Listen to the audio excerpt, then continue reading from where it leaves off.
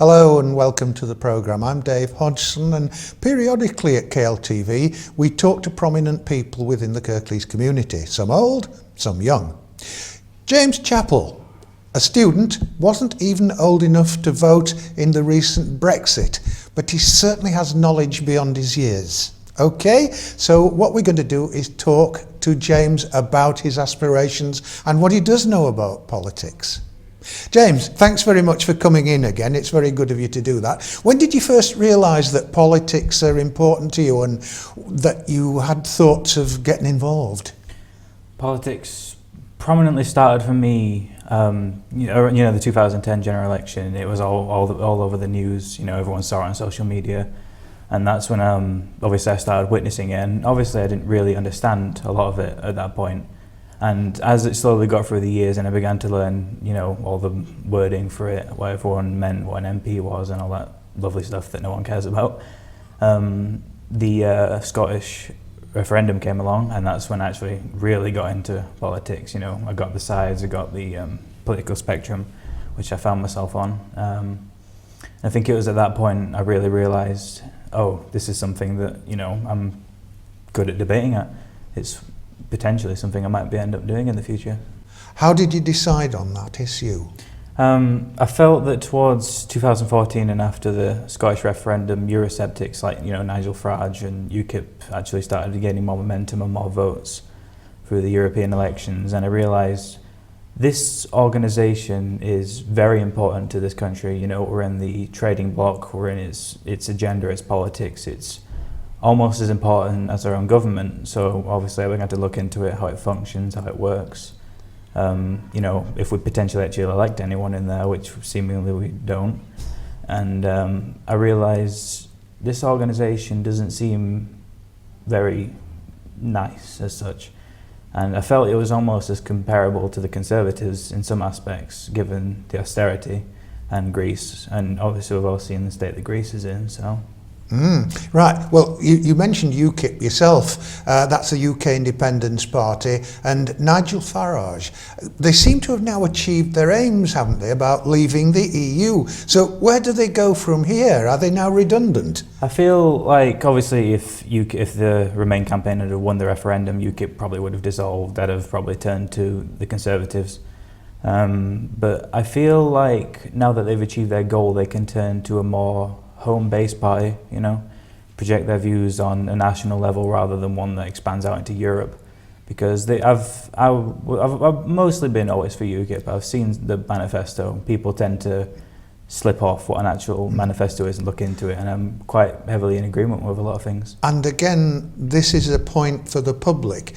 Because I do the job that I'm doing, I know that UKIP have got a manifesto, but you talk to people outside and they say, well, either I'm for or against UKIP because they haven't got an agenda, but I don't know what their agenda is. So there's got a lot to get over, haven't they? Yeah, UKIP's it's got a very heavy stigma to it. Obviously, during its prominent rise in 2013 and 14, I'd happily say the establishment saw it as a threat. And I think we've all seen how designated parties like the Conservatives and Labour, this two-party system we have. Do you think that the Conservatives decided to have the vote simply to try and, shall we say, emasculate UKIP? I feel like they did it because they were overconfident, to try and erase them, because they realised, they're actually getting a lot of votes now. They got nearly 4 million votes in the general election. But only one MP. Only one MP. It's a first past the post system. So are you in favour of first past the post? Absolutely or do you not. like the idea of proportional representation? I would do like the idea of proportional representation. I'd like to see something like it, if not it itself, because, for example, in Scotland we saw a lot less votes for the SNP, yet they get, I think it was all the seats, didn't they? In the bar one. Yeah, bar one. And yeah, UKIP get almost 4 million, yet they only get one. I don't think it really represents people in Parliament as much as we want them to. Indeed, at the last election, more people voted Labour than Conservative, and yet Labour is still in opposition. Yep. It's the way it works, isn't it?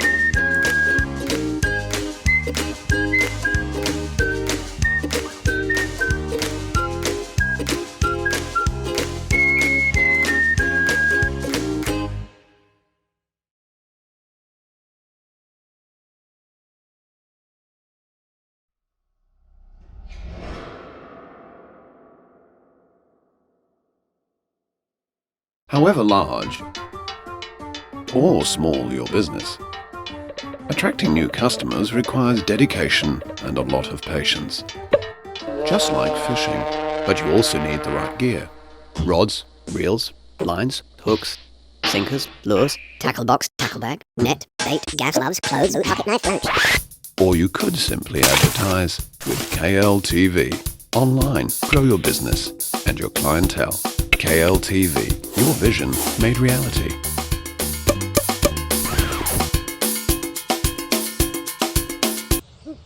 Should have gone to KLTV.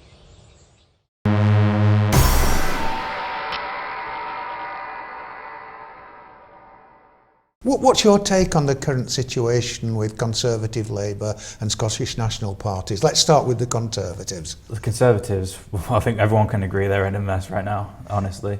They're in a heap. They're split 50-50 or maybe 60-40 between Leave and Remain. More than an hour ago, Boris Johnson said he's not going to run for Prime Minister, which honestly surprised me because a lot of people said he was going to use this Leave vote to edge his way in, and I, quite frankly, I agreed he did. Although I think after leaving came out within the Conservative Party and people started to express their feelings as Eurosceptics, he saw his opportunity to actually show himself as a Eurosceptic because he's made quite pro-EU stuff in the past, but that's just jumping on the bandwagon for what the Tories do. And you think it was probably just a bit of political opportunism as far as he was concerned, and now, you know, like don't wish for what you want because you might get it? I'd say 50-50. Like obviously most politicians are opportunists. Like we have Nicola Sturgeon now trying to push for a second referendum, even though quite a majority of Scots don't actually want one, and the European Union said no. And if one country vetoes that, she can't get in. So quite, and Spain's already said that they will. Let's move on to, as you've mentioned, the Scottish National Party. Main opposition they're seeing themselves now?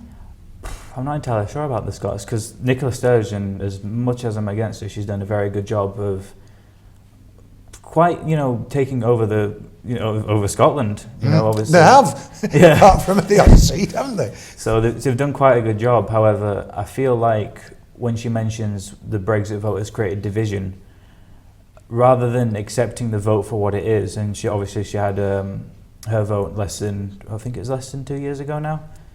It may be. Rather than accepting the vote and pushing for it, and actually embracing it and making the best out of the situation she didn't want, she's trying to push for another referendum that will divide the very thing that she voted for. So lastly, the Labour Party. I have to say, I do respect Jeremy Corbyn quite a lot, but is he the right person to lead a political party that's going to that would be capable of taking power, in your opinion? I feel Labour is in a bit of a pickle right now. Probably more so than the Tories, because obviously you have almost all of his cabinet leaving him. And Corbyn's had a bit of a struggle, not because of what he represents, but because of how he portrays what he represents. He's had a bit of, for example, for the past, most of his political life has been very opposed to the European Union. And all of a sudden in this referendum, he comes out as pro-EU, or moderately pro-EU, but he keeps on the lowdown. And because of that, he's come off as very, I don't know where I am on this. Yes, as not leadership quality. Do I stick with the very establishment that I've always disliked, or do I do something daring and risk losing my voter base? And because of that, and not making a wise decision, he's obviously began to lose his cabinet and his support. Yeah. Pretty bad timing when you think of the disarray that the Tories are in. And it's just taking one referendum to do it. I know. And obviously we're having a lot of problems right now. Like the Conservatives, they're in a split. Labour, they're in a split. The SNP, they're wanting a split. Are wanting to split, a curse on both your houses, sort of thing, yeah. But I feel what this all comes down to is economically, right now, we are absolutely 100% fine. Maybe not perfect, but we are doing just as good as we were before the referendum. The FTSE today came out, FTSE 100, saying that we have regained all losses from the day that we voted to leave. Yes, but we're not AAA yet. Oh no, but eventually we'll get there, and eventually we'll stabilise. Yet they predicted this economic recession, this collapse of the country, and everything is going to be practically on fire.